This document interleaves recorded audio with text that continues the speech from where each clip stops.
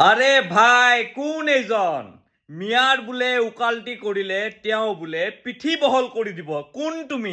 কোনে দিছে তোমাক অধিকাৰ? হা, প্ৰথমতে মিয়াৰ হিষ্ট্ৰী জানি ল'বা।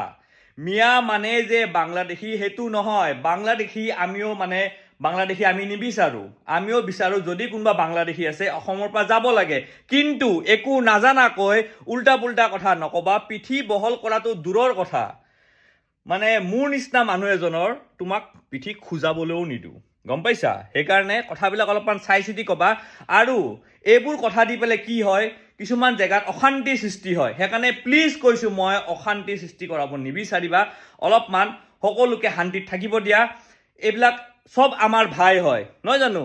অসমৰ যদি মানুহজন ভাৰতীয় হয়, আমাৰ ভাই হয়। সেইকাৰণে নাজানাকে একো মূৰত তোমাৰ নাথাকাকে একো ভাবি চিন্তি নোলোৱাকৈ উল্টা পুল্টা কথা নকবা। মই যদি কিবা ভুল কৈছোঁ মোক ক্ষমা কৰিব। জয় আই অসম।